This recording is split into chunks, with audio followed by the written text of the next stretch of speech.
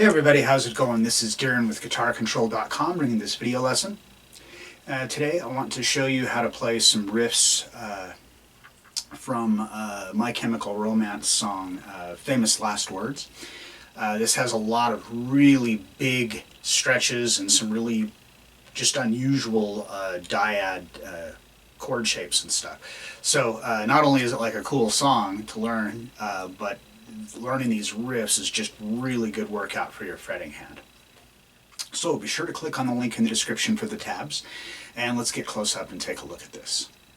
So primarily this is just using a lot of power chords and stuff, but a lot of them are like unusual shapes. So I'm just going to show you the shapes rather than go through and try to name some of these chords, which just have really unusual names that wouldn't really make a lot of sense and stuff. But this is pretty easy to follow along with. So the very first thing we got here is just a regular old power chord, D5. So I'm on the 5th fret of the A string with my first finger, and I'm on the 7th fret of the D string, and I'm using my 4th finger. Now usually I probably use my 1st and 3rd, but because of the big stretch we're going to be doing here in a second, I'm going to use my 4th finger. Now this song is actually 2 guitar parts played together. So I've tried to kind of make this as best as I could so you could play it by yourself and still sound like the song. So it's all 8th notes, and so we're going to accent 1 and. And then starting on the downbeat of 2, we palm mute it. So we're like 1 and 2 and 3 and 4 and 1 and 2 and. And then on the second measure on the downbeat of 3, our 4th finger is going to stay where it is, but we're going to move our 1st finger all the way down to the 3rd fret. So I'm on the 3rd fret of the A string with my 1st finger and the 7th fret of the D string with my 4th finger. So that's a pretty big stretch. So starting on that, that's on the downbeat of 3. 3 and 4 and. So the first 2 measures.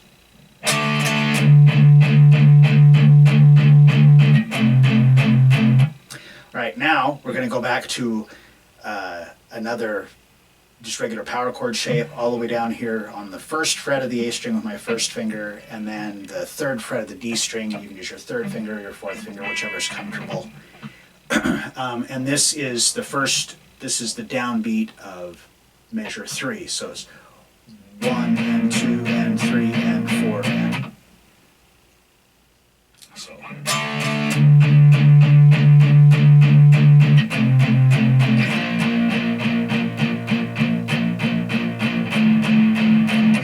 So that 3rd measure is all 8th notes, and we're going to accent 1 and again. Now the 4th measure, 1 and 2 and then just remove your 1st finger so the A string is open, but we're still on the 3rd fret of the D string. 3 and 4 and. So that's the first 4 measures.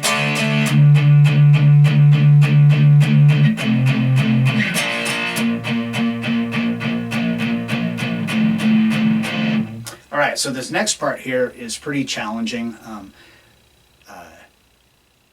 I feel like I screw it up like just all the time when I play this.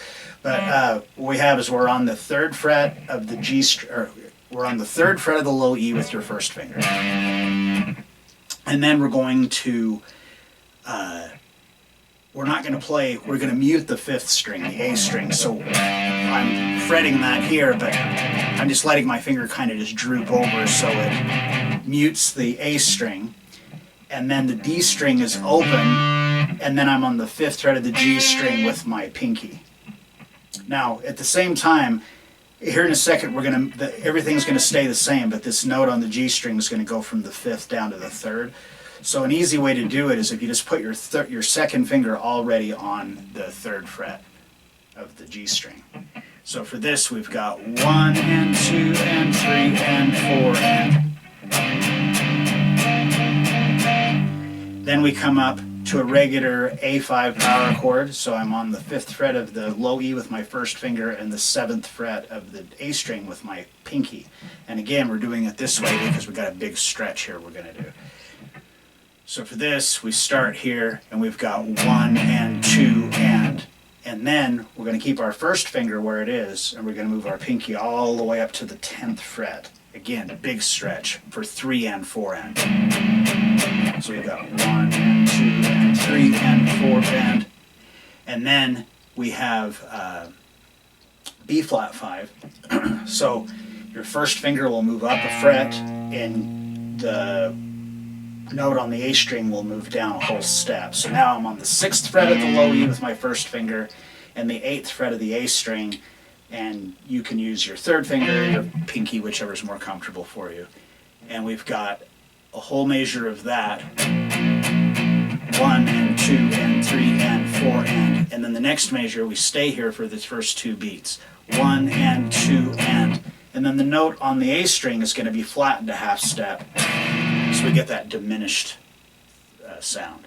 So we got 1 and 2 and 3 and 4 and 1 and 2 and 3 and whoops, 3 and 4 and we do that again. 1 and 2 and 3 and 4, 1 and 2 and 3 and 4 and then it just starts over again. So that's the whole intro.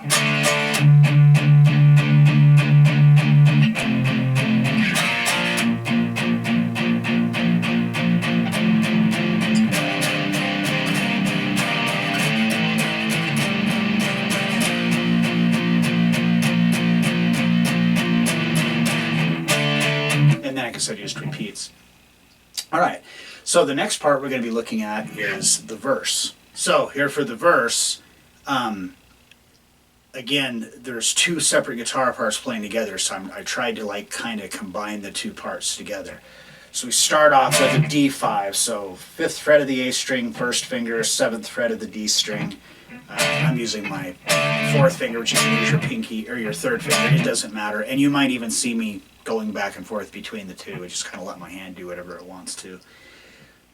So we've got 1 and then we rest on the downbeat of 2, and then we start this little riff on the and of 2. So we have 1 and 2, and then and 3 and 4 and. So it's starting on the A string, 3, 5, then we go to the 3rd fret of the D string, and we're just going to do a little tiny quarter step bend, and then back to the 5th fret of the A string, back to the 3rd fret. So.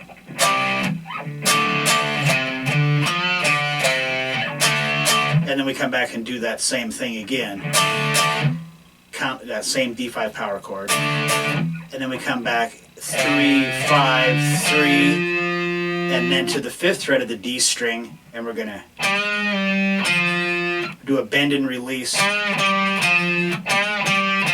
back to 3. So that second measure. And then back to the 3rd measure is the same as the first, he just doesn't do the bend. And then back to a D5 power chord for 1 and 2 and 3 and 4 and. So the first 4 measures of that verse.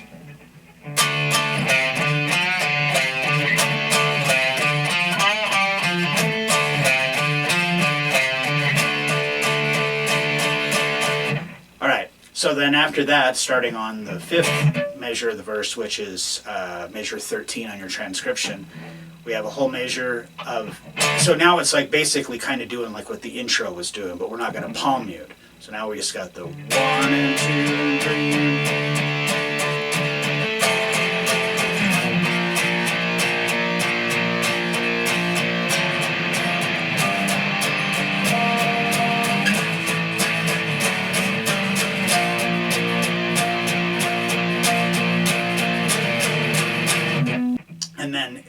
Then it just basically starts over. So the second time through, it's a little bit different on the ending. So here at the measure 21.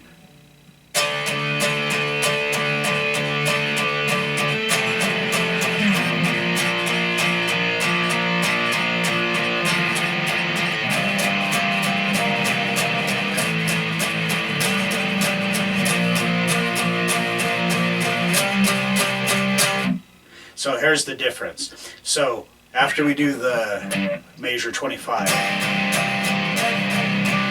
I'm going to come up here to the A5, and then that move all the way up here to the 10th fret. And we go to the B flat 5 for a whole measure, and then we move up a whole step, so now we're at 10 and 8. So we've got C5, and we've got 1 and 2 and 3, and we rest on 4. 1 and 2 and 3, 4, and then that's where it leads us into our chorus. All right, so for our chorus, after we do the coming out of the verse,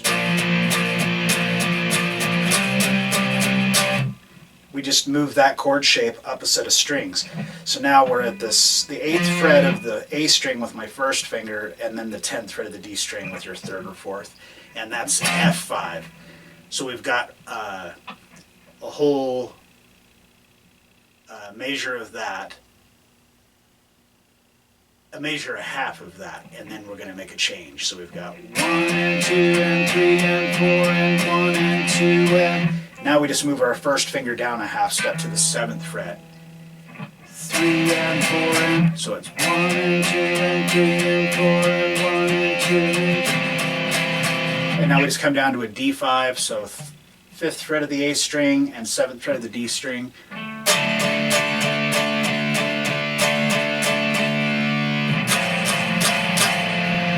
Okay, so we've got a measure and a half of that. 1 and 2 and 3 and 4 and 1 and 2 and... Then we're going to move back down to the low E, so our first finger is on the 5th fret, and our pinky is on the 8th fret of the A string for 3 and 4 and... So 2 and 3 and 4 and 1 and 2 and 3. Then our first finger just moves up to the 6th fret, whole measure, 1 and 2 and 3 and 4 and... We move that up a whole step, so now we're at 8 and 10. And then down to 3 and 5. 2 and 3 and 4 and then to the move it up a set of strings, so we're now at the 3rd and 5th frets of the A and D string. Right, so that whole chorus. So I'm going to just do the last part of the verse leading into the chorus.